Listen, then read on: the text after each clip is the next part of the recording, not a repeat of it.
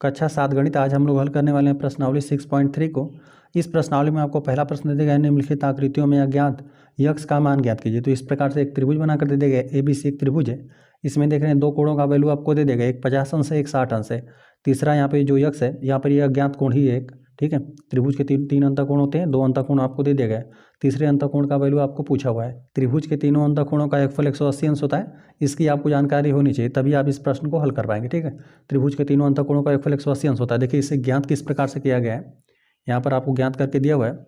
कथन दे दिया गया है, त्रिभुज के तीनों कोणों की मापों का योग 180 अंश होता है। यहाँ पर यह अंतःकोणों की ही बात कर रहे हैं। यहाँ पर होता है, इस तथ्य को स्थापित करने के लिए हम त्रिभुज के बाह्य कोण के गुण का उपयोग करते हैं। देखिए यहाँ पर बाह्य कोण के बारे में हमने चर्चा किया था पिछली क्लास में। कोई भी त्रिभुज रहेगा, एक भुजा को आगे बढ़ा देगा, तो यहाँ पर ये जो एक बाह्य कोण बन रहा है ना, इसका यह बाह्य कोण बराबर होता है इसके सम्मुख जो अंतःकोण बन रहे हैं, ठीक है। इसके सम्मुख अंतःकोण यहाँ पे कोण 1 और 2, इन दोनों के योगफल के ये बराबर होता है। बाह्य कोण का मान उसके सम्मुख जो दो अंतःकोण बन रहे हैं उनके योग के बराबर होता है, ठीक है। यहाँ पे कोण 4 बराबर कोण 1 धन कोण 2 हो जाएगा, ठीक है। इसी नियम का प्रयोग करके आप ये ज्ञात कर पाएंगे कि त्रिभुज के तीनों अंतःकोणों का मान 180 अंश होता है।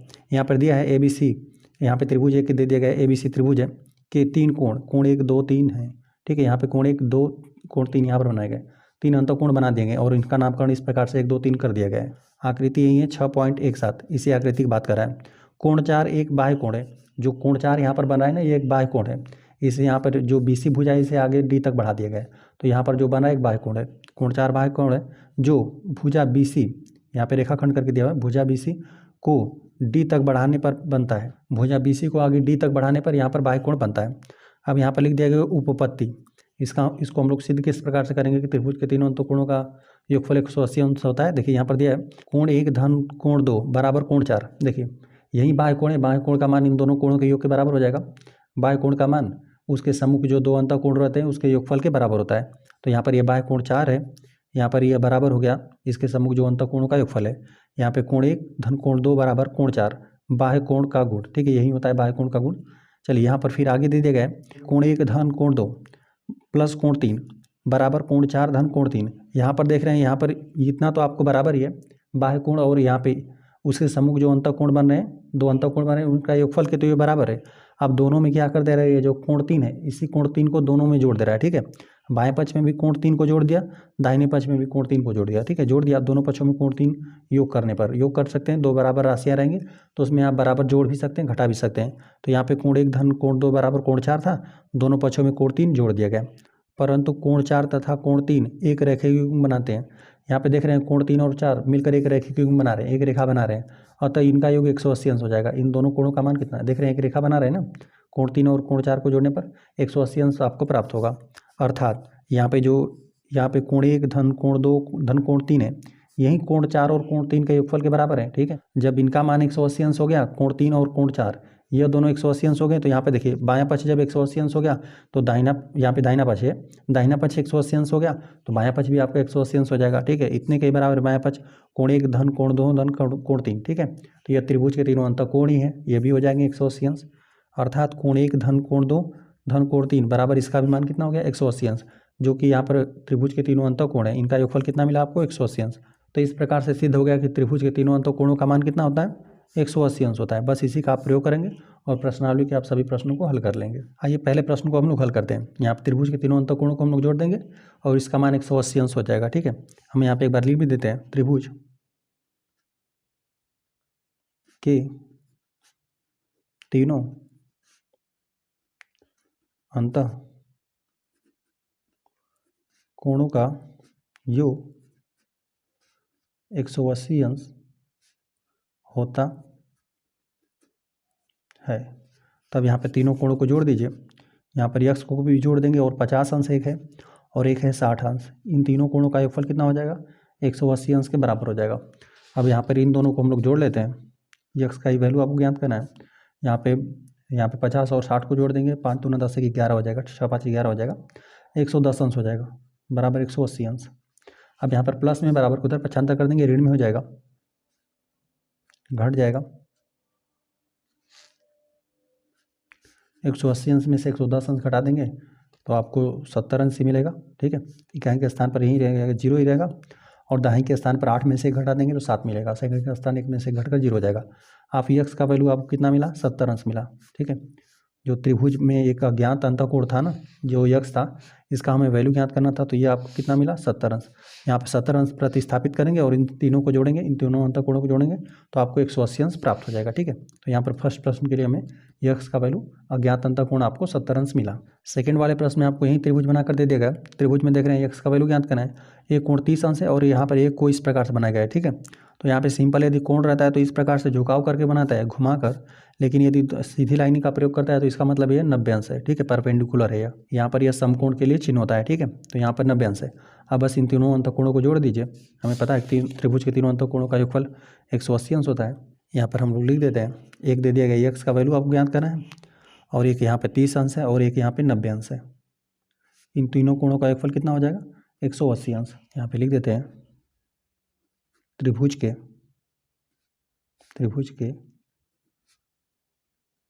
अंतःकोणों का योग। ठीक है, त्रिभुज के तीनों अंतःकोणों का योगफल 180 अंश होता है। चलिए यहाँ पर हम लोग जोड़ देते हैं। 9 3 12 हो जाएगा। पहले एक बार हम लोग जोड़ देते हैं, फिर हम लोग पक्षांतर कर देंगे। 9 3 12 हो जाएगा, 120 अंश हो गया, बराबर को उधर 180 अंश है। अब यहाँ पे 120 अंश है, यहाँ पे प्लस में, बराबर को उधर पक्षांतर कर देंगे, ऋण में हो जाएगा। 180 अंश ऋण, यहाँ पे प्लस में है, इन दोनों को हमने जोड़ा हुआ है। ठीक है, इन दोनों कोणों को 30 अंश, यहाँ पे 90 अंश को जोड़ देंगे तो 120 अंश प्राप्त हो जाएगा। यहाँ प्लस में था, बराबर को उधर पक्षांतर कर दिया, ये ऋण में हो गया। तो यक्स का वैल्यू आपको ज्ञात हो जाएगा। यहाँ पे इकाई स्थान पर तो 0 रहेगा, 8 में से 2 घटा देंगे 6 मिलेगा, 60 अंश मिला। ठीक है, सैकड़े के स्थान पर 1 में से घटकर 0 हो जाएगा। तो यहाँ पे सेकंड वाले प्रश्न में आपको जो अज्ञात अंतःकोण था त्रिभुज का, उसका वैल्यू आपको 60 अंश प्राप्त हुआ। चलिए सेकंड वाला प्रश्न हो गया। आ जाते हैं हम लोग थर्ड वाले प्रश्न पे।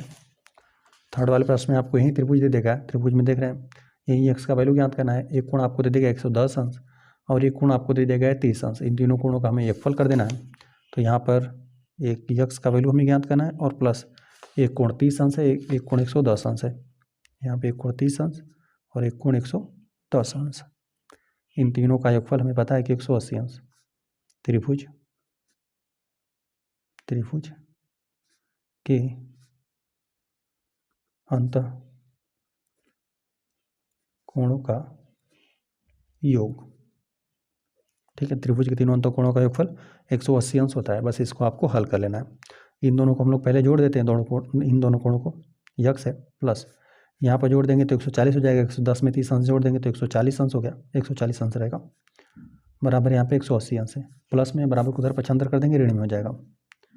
180 अंश में से 140 अंश हट जाएगा तो यहाँ पर आपको सिर्फ 40 अंश मिलेगा। तो यहाँ पे त्रिभुज का अज्ञात अंतःकोण आपको 40 अंश प्राप्त हुआ है। इस प्रकार से यह थर्ड वाला भी प्रश्न हल हो गया। आ जाते हैं हम लोग चौथे वाले प्रश्न पे। चौथे वाले प्रश्न में आपको दे दिया गया ना, 2 कोण सेम दे दिया गया है, इनका वैल्यू यक्स है। ठीक है, तो यक्स का हम लोग वैल्यू ज्ञात कर देंगे। अब यहाँ पे तीनों को अंतःकोणों को जोड़ दीजिए, यक्स प्लस 50 अंश बराबर में 180 अंश प्राप्त होगा। तीनों अंतःकोणों को जोड़ते हैं, एक है यक्स, दूसरा भी यक्स है और एक आपको दे दिया गया 50 अंश। यही त्रिभुज के तीनों अंतःकोण है और इनका योगफल 180 अंश होगा। यहाँ पे लिख देंगे त्रिभुज के अंतःकोणों का योग। त्रिभुज के तीनों अंतःकोणों का योगफल 180 अंश होता है। यक्स में एक्स जोड़ देंगे, 2 यक्स मिल जाएगा और प्लस यहाँ पे 50 अंश बराबर 180 अंश। यहाँ पे प्लस 50 अंश से बराबर को उधर पक्षांतर कर देंगे, ऋण हो जाएगा। 2 यक्स बराबर 180 अंश में से यहाँ पर आपको 50 अंश घटा लेना है। यहाँ पर घटा देंगे, ये तो इकाई अंक में 0 में से 0 घटा देंगे, 0 ही मिलेगा। और 8 में से 3, मतलब 8 में से जब 5 घटा देंगे तो आपको 3 मिलेगा और एक इसी प्रकार से रहेगा, 130 अंश मिला। अब इन 2 यक्स बराबर आपको मिला हुआ है। ठीक है, अब यहाँ पे 2 गुणे में बराबर उधर पर छांद कर देंगे, भागा में हो जाएगा। 130 अंश बटा 2 कर देना है। 2 में भाग दे देंगे तो इसको आधा कर देगा। 2 छक्का 12, 2 बार भाग चला जाएगा, 2 छक्का 12, 13 में से 12 घटा देंगे, 1 बचेगा और 0, 10 हो गया। 2 5 10, यहाँ पर 65 अंश मिला। ठीक है, यहाँ पर यक्स का वैल्यू आपको 65 अंश प्राप्त हुआ। मतलब यहाँ पर जो 2 शेष अंतःकोण थे ना, यहाँ पर दोनों का वैल्यू 65 अंश प्राप्त हुआ। ठीक है, 65 अंश ये मिले और 50 अंश ये। इन दोनों अंतःकोणों को जोड़ देंगे तो आपको 180 अंश प्राप्त हो जाएगा। ठीक है, यहाँ पे जो 2 यक्स दे दिए गए थे, यहाँ पर भी इस कोण का भी वैल्यू यक्स था, ये भी यक्स था, दोनों का मान आपको 65 अंश प्राप्त हुआ। ठीक है, दोनों का मान सेम है। आ जाते हैं पाँचवें प्रश्न। पाँचवां दे दिया गया तीनों यक्स आपको दे दिए गए, ठीक है। तो तीनों यक्स को जोड़ दीजिए, यक्स प्लस यक्स बराबर तीनों अंत कोणों का योगफल 180 अंश हो जाएगा। त्रिभुज के अंत कोणों का योग। तो यहाँ पे यक्स प्लस यक्स 3 यक्स आपको मिल जाएगा। 3 यक्स बराबर 180 अंश। यहाँ पे 3 गुणे में बराबर को उधर भेज देंगे, भागा में चला जाएगा। जो राशि धनात्मक रहेगी बराबर को उधर पक्षांतर कर देंगे, ऋणात्मक हो जाएगी। और यहाँ पे यदि ऋणात्मक पहले रहेगा तो बराबर उधर पक्षांतर कर देंगे, धनात्मक हो जाएगा। गुणा में रहेगा तो भागा में चला जाएगा। और यहाँ पे पहले भागा में कोई संख्या रहेगी बराबर को उधर पक्षांतर कर देंगे, तो भागा में रहेगा तो गुणा में चला जाएगा, ठीक है। इसी प्रकार से होता है। अब यहाँ पे ये राशि गुणा में है, 3 गुणा में है ना, बराबर को उधर पक्षांतर कर देंगे, भागा में चला जाएगा। 180 अंश बटा यहाँ पे 3। तो यक्स का वैल्यू आपको इसमें 3 से भाग देना है, 3 छक्का 18, आपको 60 अंश मिला, ठीक है। यहाँ पर ये समबाहु त्रिभुज है, तीनों भुजाएं आपस में बराबर भी रहेंगी, ठीक है। तो यहाँ पर यक्स का वैल्यू आपको 60 अंश मिला, प्रत्येक यहाँ पर 60 अंश है। 6 18 180 अंश प्राप्त हो जाएगा, तीनों को जोड़ेंगे तब। यहाँ पे यक्स का वैल्यू ज्ञात हो गया। चलिए यहाँ पर हम लोग ज्ञात करते हैं छठे वाले प्रश्न में। यहाँ पर एक कोण दे दिया गया, यक्स दे दिया गया, और एक कोण आपको 2 यक्स दे दिया गया। और यहाँ पे देखिए स्क्वायर जैसा बना है ना, तो मतलब यहाँ पे 90 अंश का कोण है, ठीक है। यहाँ पे समकोण के लिए समकोण का वो चिन्ह होता है, तो यहाँ पर 90 अंश रख दीजिए। इन तीनों अंत कोणों का योगफल 180 अंश। यहाँ पर लिख देंगे त्रिभुज के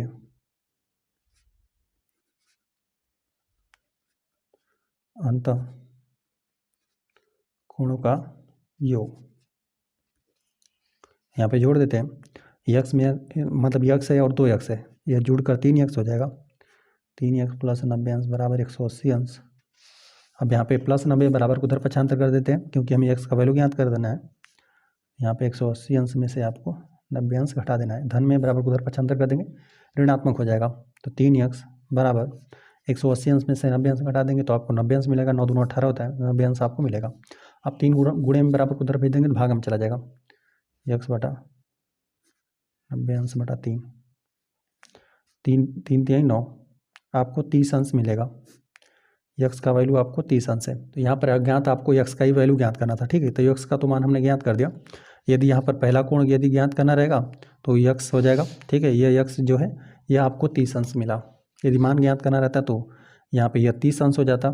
यहाँ पे 30 यक्स का वैल्यू आपने 30 ज्ञात किया, इसका 2 गुना करना है, तो यहाँ पे यह 30 दूना 60 अंश हो जाता। और यहाँ पर तो ये 90 अंश दिया हुआ है, ठीक है।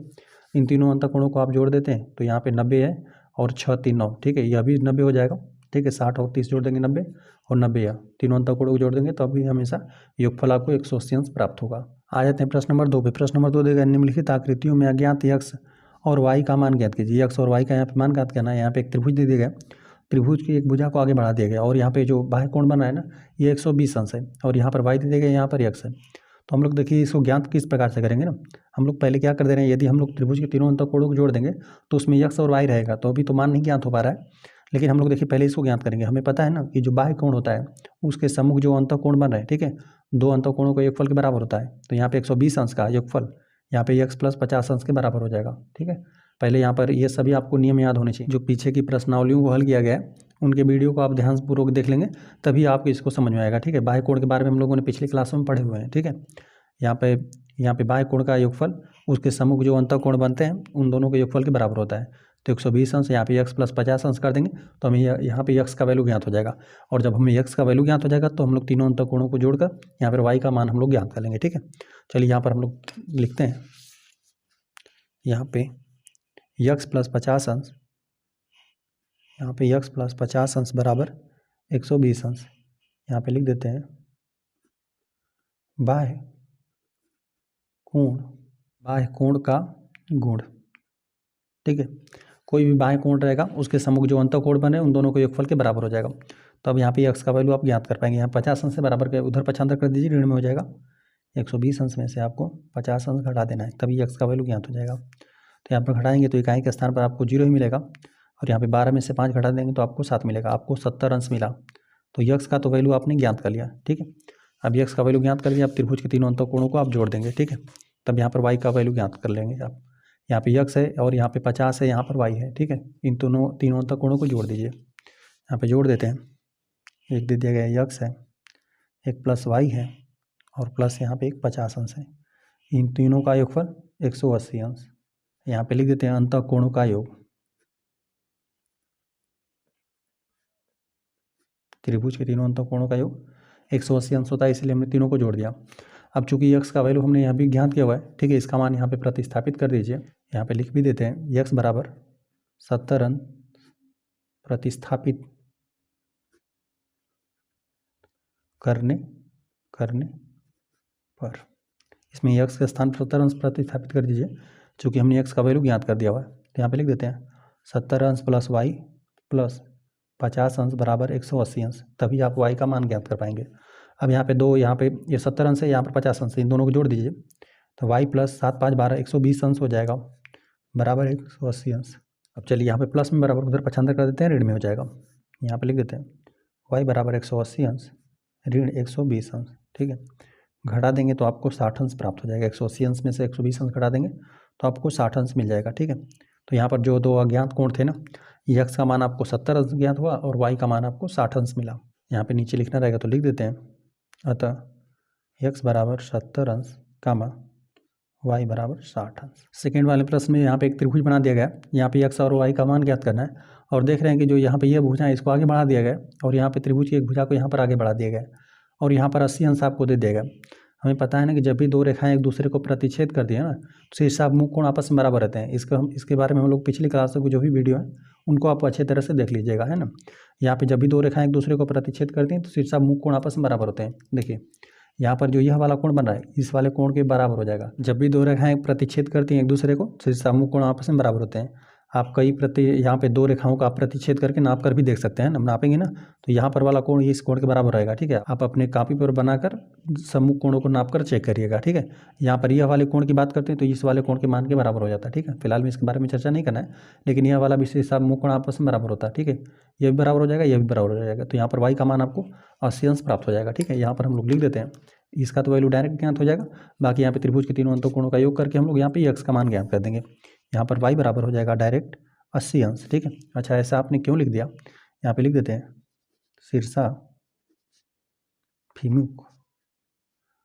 शीर्षाभिमुख कोण का गुण, ठीक है। तभी हमने लिख दिया कि वाई बराबर 80 अंश। यह दोनों कोण आपस में बराबर हो गए और यहाँ पे त्रिभुज के तीनों अंतःकोणों को जोड़ दीजिए। यहाँ पे लिख देते हैं यक्स प्लस वाई प्लस यहाँ पे एक 50 अंश है, इन तीनों का योगफल 180 अंश। लिख देते हैं त्रिभुज के तीनों अंतःकोणों का योग, ठीक है। त्रिभुज के तीनों अंतःकोणों का योग 180 अंश होता है। चूंकि हम लोगों ने वाई का वैल्यू ज्ञात कर दिया तो यहाँ पे वाई के मान को प्रतिस्थापित कर देते हैं। वाई बराबर 80 अंश प्रतिस्थापित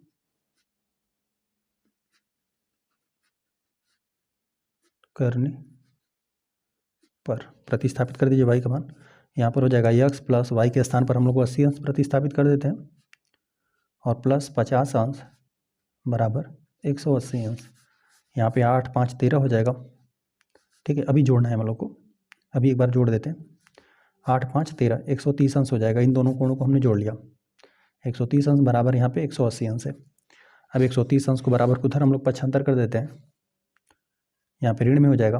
180 अंश में से आपको 130 अंश घटा लेना है, तो घटाएंगे ना तो यहाँ पे इकाई के स्थान पर तो 0 ही आपको मिलेगा। यहाँ पे 8 में से 3 घटा देंगे तो आपको 5 मिल जाएगा, ठीक है। और सैकड़े के स्थान पर 1 में से घटकर 0 हो जाएगा, तो यहाँ पर आपको 50 अंश मिला, ठीक है। 50 अंश रहेगा। थर्ड वाले प्रश्न में आपको दे देगा त्रिभुज के तीनों अंतःकोण देखिए, एक 50 अंश है, एक 60 अंश और एक वाई अंश दिया है, मतलब वाई का आपको वैल्यू ज्ञात करना है। और यहाँ पे एक बाह्य कोण दे देगा, तो पहले हम लोग इस बाह्य कोण का ही मान ज्ञात कर लेते हैं। इस बाह्य कोण का मान जो है यहाँ पे त्रिभुज के इसके सम्मुख जो दो अंतःकोण बन रहे हैं ना, इनके योग के बराबर हो जाएगा। तो यहाँ पे यक्स का मान हम पहले ज्ञात कर देते हैं और फिर त्रिभुज के तीनों अंतःकोणों का योग करके हम लोग वाई का मान ज्ञात कर देंगे, ठीक है। चलिए हम लोग यहाँ पे इसको ज्ञात कर लेते हैं। यहाँ पे लिख देते हैं यक्स बराबर 50 अंश और प्लस 60 अंश। यहाँ पे लिख देते हैं बाह्य कोण का गुण, ठीक है। यहाँ पे बाह्य कोण का गुण से हमने इसका यक्स का वैल्यू ज्ञात कर दिया। ये एक बाह्य कोण है, इसका मान जो इसके सम्मुख जो दो अंतः कोण बन रहे हैं ना, इनके योग के बराबर होगा। ठीक है, तो 50 अंश और 60 अंश को हमने जोड़ दिया, तो यहाँ पे 6 5 11 हो जाएगा। 6 5 11 110 अंश आपको मिलेगा। यक्स का वैल्यू यह हमने ज्ञात कर दिया। और त्रिभुज के तीनों अंतः कोणों का योग कर दीजिए। त्रिभुज के तीनों अंतः कोणों का योग कर देंगे तो आपको वाई का मान ज्ञात हो जाएगा। तो यहाँ पर हम लोग जोड़ देते हैं, वाई प्लस 50 अंश और प्लस 60 अंश, इन तीनों कोणों का योगफल 180 अंश। त्रिभुज के यहाँ पर लिख देते हैं, त्रिभुज के अंतः कोणों का योग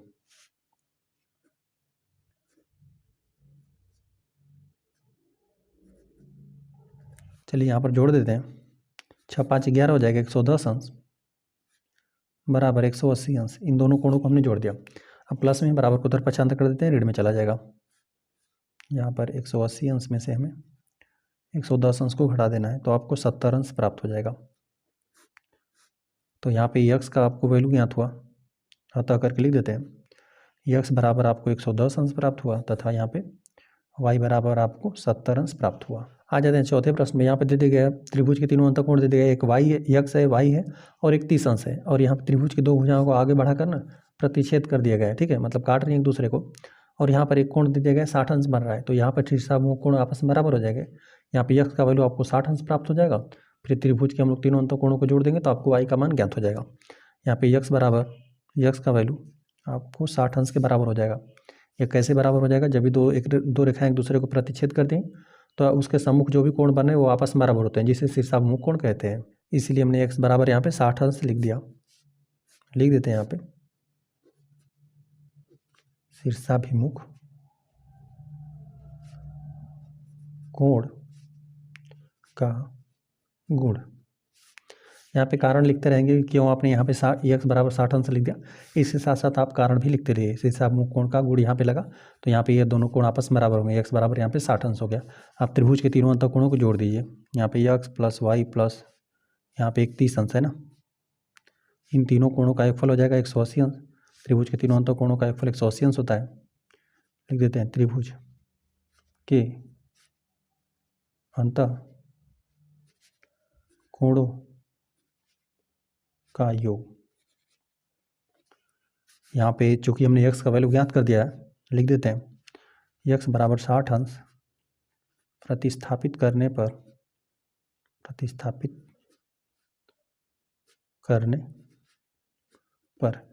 यहाँ पे x के स्थान पर हम लोग 60 अंश प्रतिस्थापित कर देते हैं। इसका मान हमने ज्ञात कर दिया है, 60 अंश प्लस वाई प्लस 30 अंश बराबर 180 अंश। इन दोनों कोणों को हम लोग जोड़ देते हैं। 60 अंश और 30 अंश को जोड़ देंगे, दोनों धनात्मक है, आपस में जुड़ जाएंगे। 36 9 90 अंश आपको मिलेगा बराबर 180 अंश। यहाँ पे 90 अंश धनात्मक है, बराबर को उधर पक्षांतर कर देते हैं, ऋणात्मक हो जाएगा। 180 अंश में से आपको 90 अंश घटा लेना है, 9 दूना 18। वाई का वैल्यू आपको 90 अंश प्राप्त हुआ। ठीक है, तो यही अज्ञात कोणों का वैल्यू आपको ज्ञात हो गया, जो कि यहाँ पर हम लोग लिख देते हैं। अतः यक्स का वैल्यू आपको 60 अंश मिला और वाई का मान आपको 90 अंश प्राप्त हुआ। आ जाते हैं पाँचवें प्रश्न में। पाँचवा प्रश्न दे दिया गया ना, त्रिभुज के तीनों अंतः कोणों को देखिए, यहाँ पर 2 यक्स दे दिए गए। ठीक है, दो कोणों का मान यक्स है, इसका भी मान यक्स है, इसका भी मान यक्स है। यहाँ पर वाई दे देगा और यहाँ पर आपको 90 अंश दे देगा, तो यहाँ पर शीर्षाभिमुख कोण आपस में बराबर हो जाएंगे। दो रेखाएं आपस में प्रतिच्छेद करें तो यहाँ पर यह वाला कोण आपस में बराबर हो जाएगा। वाई का मान आपको 90 अंश मिल जाएगा और इन तीनों का योगफल 180 अंश कर देंगे तो आपको x का वैल्यू ज्ञात हो जाएगा। ठीक है, तो हम लोग चलिए इसका मान ज्ञात कर देते हैं। यहाँ पर y बराबर 90 अंश हम लोग लिख देते हैं y बराबर 90 अंश। ऐसा क्यों हमने लिखा, शीर्षाभिमुख कोण का गुण। ठीक है, जब दो रेखाएं एक दूसरे को प्रतिच्छेद करती हैं तो शीर्षाभिमुख कोण आपस में बराबर होते हैं। y का वैल्यू हमने 90 अंश ज्ञात कर दिया। ठीक है, अब त्रिभुज के तीनों अंतः कोणों को हम लोग जोड़ लेते हैं। यहाँ पे त्रिभुज के तीनों अंतः कोण देखिए, x है और यहाँ पर y है, इन तीनों को हम लोग जोड़ देते हैं। जोड़ते हैं x, दो कोणों का मान तो x ही है और एक y है, इन तीनों अंतः कोणों का योगफल कितना हो जाएगा 180 अंश। त्रिभुज के अंतः कोणों का योग यहाँ पे जोड़ देते हैं। x में x पहले या फिर चाहें तो प्रतिस्थापित भी कर सकते हैं। यहाँ पे y का मान हमें प्रतिस्थापित ही करना है। लिख देते हैं y बराबर 90 अंश प्रतिस्थापित करने पर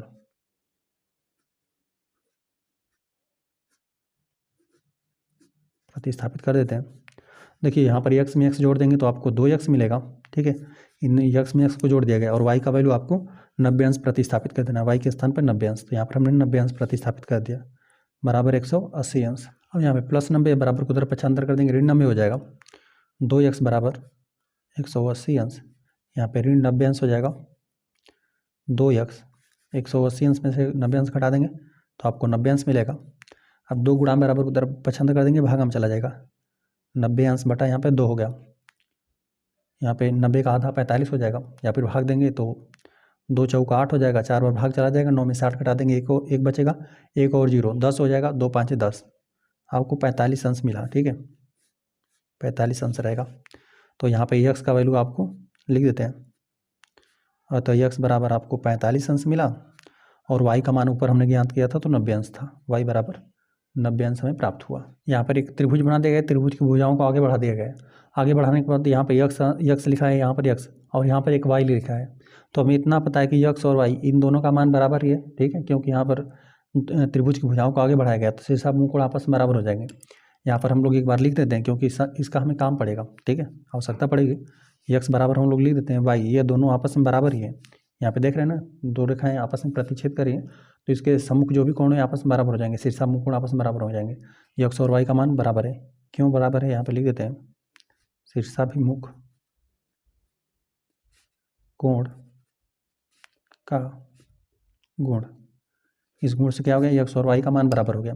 देखिए शीर्षाभिमुख कोण आपस में बराबर हो जाएंगे तो यहाँ पे इसी आकृति में ही देखिए, यहाँ पर यदि यह x है तो इसका भी मान x हो जाएगा, ठीक है। कैसे होगा, हमने बताया कि शीर्षाभिमुख कोण आपस में बराबर होते हैं, तो इसका मान दे दिया गया x तो यह भी हो जाएगा x, ठीक है। और अच्छा यह x है तो यह भी तो कोण x हो जाएगा, है ना, शीर्षाभिमुख कोण से ही। अब त्रिभुज के तीनों अंतःकोणों को जोड़ लीजिए। त्रिभुज के तीनों अंतःकोणों को हम लोग जोड़ देते हैं। यहाँ पर यह x है, यह भी x है, क्योंकि यहाँ पर शीर्षाभिमुख कोण आपस में बराबर करके हमने इसको ज्ञात किया था। x प्लस एक y है, ठीक है। यहाँ पे x प्लस x और इसको y, इन तीनों कोणों का हमने योग कर दिया, यह हो गया 180 अंश। लिख देते हैं त्रिभुज के तीनों अंतः कोणों का योग, त्रिभुज के तीनों अंतः कोणों का हम लोग योग कर देते हैं। तो यहाँ पर देखिए, चूंकि पहले हमने आपको बताया कि यहाँ पर विशेषाभिमुख कोण आपस में बराबर हो गया था, x और y यह भी आपस में बराबर है। लिख देते हैं यहाँ पे, तो y के स्थान पर हम लोग x प्रतिस्थापित कर देते हैं ताकि हम लोग इसको हल कर लेते हैं, ठीक है। या तो सबको आप x कर लीजिए क्योंकि x बराबर y है, या तो आप यहाँ पे x के स्थान पर y प्रतिस्थापित कर दीजिए, यहाँ पर जो y है इसके स्थान पर या फिर x प्रतिस्थापित कर दीजिए, ठीक है, क्योंकि दोनों आपस में बराबर है। चलिए x के स्थान पर ये y प्रतिस्थापित कर देते हैं, x बराबर y प्रतिस्थापित करने पर, x के स्थान पर आप y प्रतिस्थापित कर दीजिए, यहाँ पर x है, यहाँ पर x है, तो यहाँ पर y हो जाएगा y प्लस y, और यहाँ पर तो पहले से y है ही, या तो सबको आप x में बदल लीजिए या तो सबको y में, ठीक है, फिर हल कर दीजिए बराबर 180 अंश। अब तीनों y है तो 3y हो जाएगा, ठीक, y प्लस y 3y हो गया बराबर 180 अंश। 180 अंश अब 3 गुणे में बराबर उत्तर भेज देते हैं, भागा में हो जाएगा 180 अंश बटा 3 हो गया, भाग दे देंगे, 3 6 18, y का वैल्यू आपको 60 अंश प्राप्त हो जाएगा, ठीक है। और y का मान ही जो 60 अंश इसका ज्ञात हुआ y का, तो यही x और y दोनों आपस में बराबर है। तब हम लोग लिख देते हैं, जब y का मान आपको 60 अंश मिला तो यहाँ पर 60 अंश प्रतिस्थापित कर दीजिए, x का मान भी आपको 60 अंश मिलेगा क्योंकि दोनों आपस में बराबर ही हैं, ठीक है। अतः लिख देते हैं x बराबर 60 अंश कामा y बराबर 60 अंश। इस प्रश्नावली में कुल 2 ही प्रश्न थे, दोनों प्रश्न हल हो गए। वीडियो पसंद आए तो वीडियो को एक लाइक कर दीजिए, यदि चैनल पर नए हैं तो कृपया चैनल को सब्सक्राइब कर दीजिए।